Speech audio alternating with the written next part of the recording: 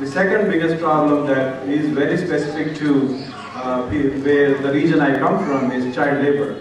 So a farmer's son always thinks, like he should be a farmer. There's no deviation. Education is almost like a disturbance or basically a third diversion for him. He doesn't even see the value of education. So that's where Sridhar has. I went to SpreadIndia hostel, and it was amazing that Sridhar went to and kind of collected these kids who were hidden in houses. Like he talked to the parents, and they say, "Yeah, I don't have any sons. I don't have any children." Then he goes inside the house and he has his son hiding because he knows that Sridhar Patel will take them and put them in education hostel. So, it's a very interesting game that they play in their villages, and our hostel strength went from 35 students to 50 students. These are all orphans, and some of them had lien. Basically, they kind of mortgaged their child into a labor.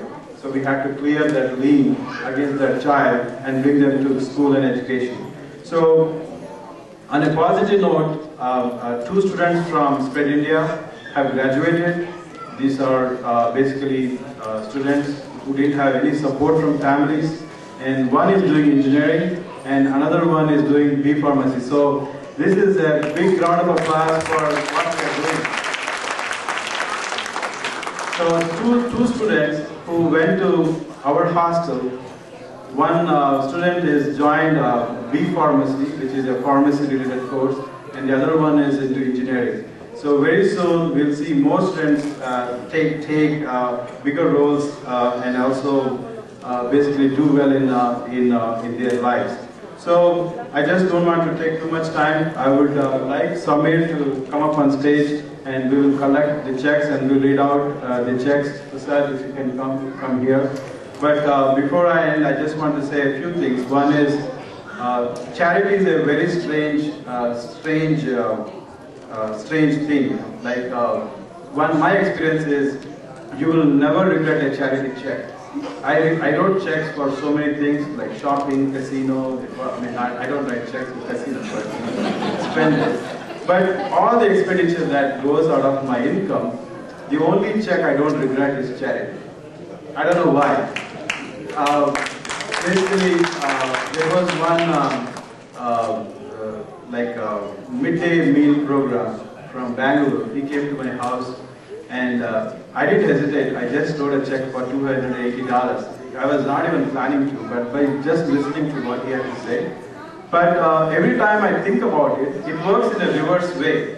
Like if you go and do a shopping and write a check, you always regret, do I really need this check, or did I do anything wrong? Like if you go and play in, for example, MGM Casino, like I should have stopped when I made 20 bucks, I should have walked out. But charity check doesn't work like that. Every time you think about it, you feel good about it. So keep that in mind. That really works, and it worked on me. So never hold back money on a charity event. Never hold back. You will never regret. And basically don't control your charity addiction. What I call is, some people are addicted to charity. Don't control it. Let it flow. Let it come out. Okay. So one small thing that Krish has done an excellent job in his speech. I want to just read out one thing that somebody wrote. It says, nobody made a greater mistake than he who did nothing because he could do only a little. What it means is, most of us think that we can do only a little and end up doing nothing. So that is the greatest mistake according to someone in the quotation. So never hesitate to do the little, okay? Don't feel shy, whatever it is, be bold, and it's not a big deal. Even if you just have come here, saw what we are doing, and as I said, never basically hesitate in opening up your purse or checkbook to make a change in somebody's life. So I will end with one, basically my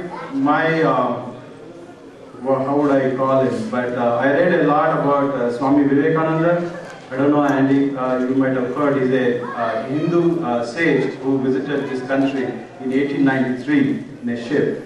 And basically, he represented the whole India and Hinduism.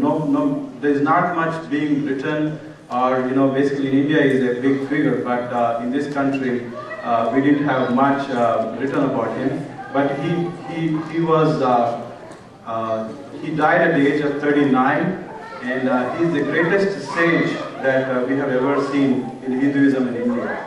And basically, some people say is a reincarnation of Narada. So he is such a big figure. So he was in Chicago, and he goes to Parliament of Religions and makes a tremendous speech about Hinduism in India.